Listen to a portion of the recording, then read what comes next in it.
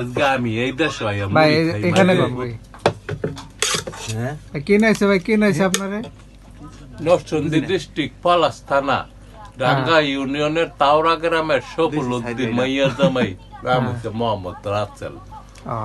এই মাগির পুতে যে দেশ মাগির দালালি করে এটা তো আগে জানছি না। আইনা ভাই জীবনটা ধ্বংস করে দিছে ভাই। এতগুলা টেহা কিস্তিতে ঋণ মিন কইরা আমি এই দেশ আইছি ভাই। আজকা ভাই 2-3 মাস চলে ভাই। যদি কোন একটা টেহার ফাঁসার কাম করতাম তো আমার মুন্ডারে ভাই বুঝাইতাম কই থাহি ভাই কই খাই কই লই কি করি কোনোদিন খবরটা ফোন তো লইছে না। এই রাসেল মাগির পুতে মানুষের সর্বসাধারণ মানুষের জিন্দিগি শেষ করে দিতেছে ভাই।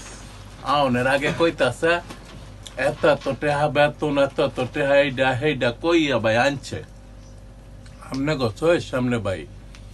এই যে লোকগুলি রে ভাই আইনা রুম আটকায় থুয়ে দিছে ভাই। কোনো কাম দেয় না কাজ দেয় না কিচ্ছু দেয় না ভাই। এইভাবে কি মানুষের দিন চলে? আমি কই যে কোন মায়ের সন্তান যেন কাতারে যেন আসার জন্য প্রস্তুত না লয়।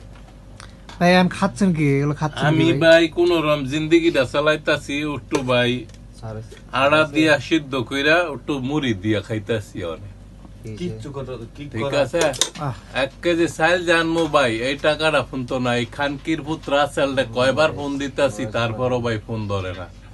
আমি পুলিশ প্রশাসনের দৃষ্টি আকর্ষণ করছি আপনারা দ্রুত আইনের আওতায় তাকে নিয়ে আসেন।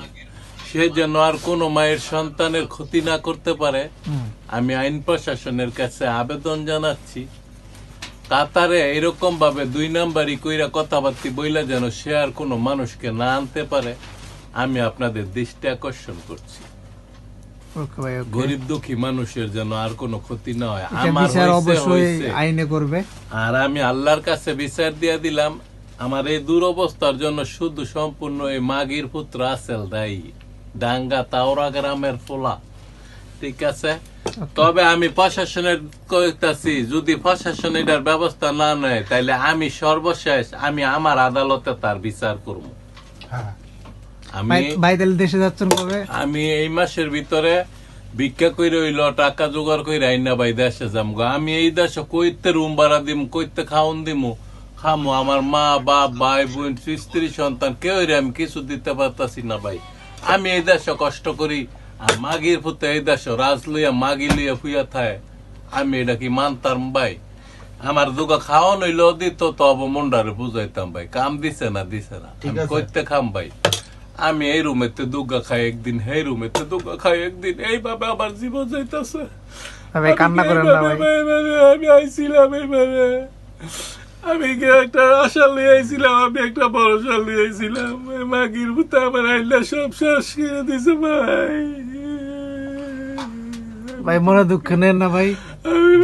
আমি পাঁচটা চাই না, আমি পাইয়া যাবো গা ভাই। পুরো আল্লাহর কাছে ভরসা রাখেন ভাই, সবকিছু ঠিক হয়ে যাবে গা।